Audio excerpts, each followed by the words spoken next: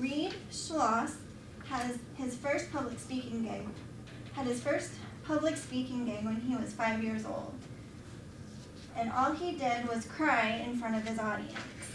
At the age of 15, he became obsessed with the giants of motivational speaking, like Dale Carnegie, Zig Ziglar, and Yoda. Since then, he has always fought being scared to speak. Rheid is a multi-award-winning motivational speaker, corporate trainer, and professional speech coach. He loves small business ownership, working with startups, and helping others achieve their wins. Today, Rheid is going to share some of his best practices for helping control the earthquakes that occur when you speak. Please help me welcome Rheid Schloss. Thank you very much. Are you scared to speak? Yes. Me too. But I've learned over the years that there are ways that you can help eliminate some of those tremors that you experience on stage. Rita, are you going to use that flip chart, or you want it out of the way? It might be a good thing to move. Thank you for that suggestion. You know, this week I had a great opportunity to go to San Jose and work in a video studio. And I spent this long day, 14 hours in the studio. And so it was really relaxing sitting in my hotel room. And all of a sudden my head kind of felt lightheaded. My stomach felt uneasy, and I realized it was an earthquake! And I stood up. My legs started to feel like jelly. My heart started racing, and then all of a sudden it stopped. Yeah. The earthquake did. Have you ever experienced an earthquake? Lots of them. Yeah. Scary. Well, Weird feeling, right? Discovery, they have those earthquake simulators. Have you ever Yeah. done one of those? I haven't, but I've been in a real one, and you know what? I have survived an earthquake. After that experience, I realized many of those same feelings that I had during that earthquake, I experience when I'm trying to prepare for a speech.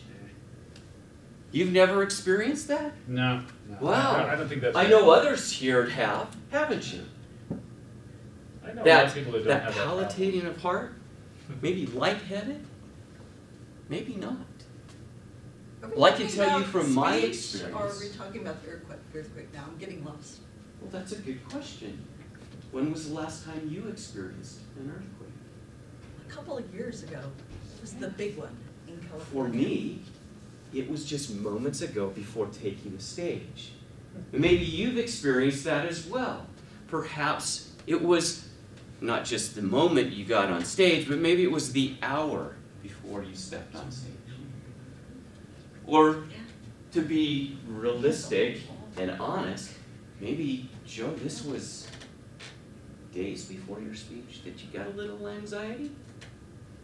So, I can tell you that because of that experience in my life, of experiencing an earthquake, and also experiencing these same feelings when preparing for a speech, that I made that association.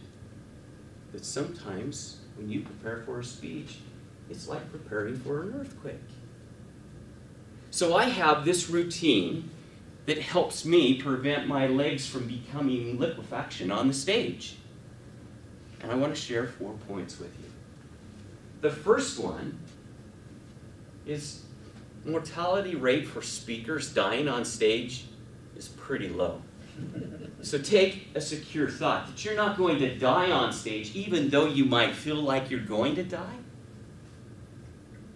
The second is focus on your breathing. Has anybody ever died during a speech? Oh, there have been, but it's very low.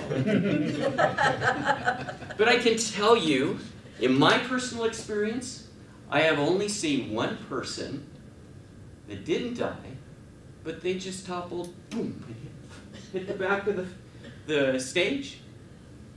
2 people reached over, stood him back up, and he just started speaking right where he was at.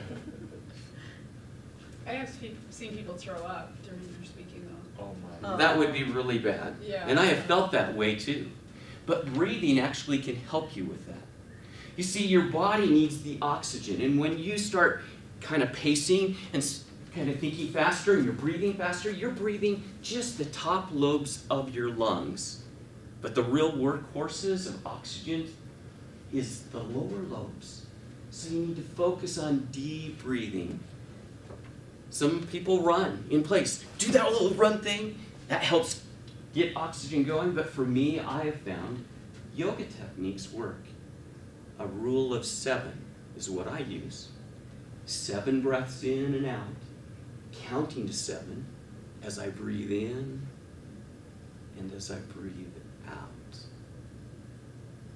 That helps restore oxygen to your bloodstream, helping that oxygen get to your brain so you don't feel lightheaded. It also helps all of your muscles receive the oxygen they need. And that leads me to the third item. That is, put on your Superman or your Wonder Woman suit and then shake it off.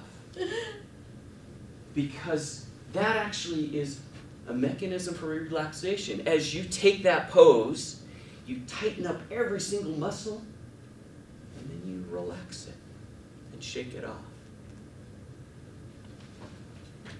That leads me to the fourth item, which I can't remember right now. But that's, I guess, beside the point at this point. Just know that you need to work on some type of pre-stage routine, because that is what will help you be successful. I'm asked all the time, Rheid, do you get scared before you speak? Nah, never. Absolutely I get scared. If you're talking about having that lightheaded or that stomach that doesn't feel quite right or your legs feel like jelly. But I've experienced bigger earthquakes. And so when those little tremors come, it's not as hard. That earthquake last week on Wednesday night was reported to be a 4.5 magnitude by the San Francisco Chronicle. And Thursday morning, earthquake news was all over.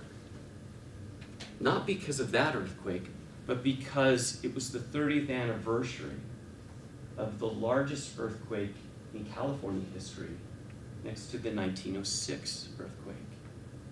October 17th, 1989, at 5:04 p.m., an earthquake of 6.8 hit the valley. It lasted for 15 seconds.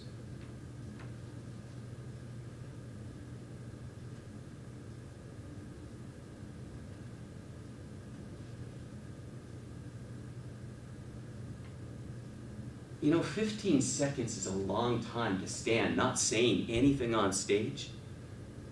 But in that 15 seconds, 63 people lost their lives. 42 of them died on just the Cypress Viaduct, where the top layer of the highway collapsed onto the lower deck of that highway. Tens of thousands of people typically are on that highway. And what is amazing is that more people didn't die that day. Anybody know why? Joe? Stars were aligned. The world came together, and that day was the Game 3 of the World Series. So everyone in the valley was watching the San Francisco Giants playing the Oakland A's. So everyone that used to be on the Bay Bridge and on the Cypress Viaduct, they were all either at the stadium in Candlestick, or they were at home with their families watching it, or in the pubs, where this would have been the most horrific earthquake ever. Years and years of research have identified that in this experience of earthquake and earthquake mitigation, there are things that we can do. things that we can change structurally in our building codes and in our procedures. For example, the Bay Bridge, which lost one of its top decks during that earthquake.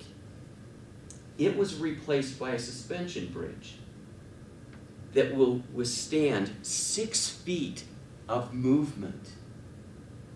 The bridge that failed had been designed to withstand 4 inches. So there are things that we can do in our lives to help prevent earthquakes when we're getting ready to speak. I've given you 3.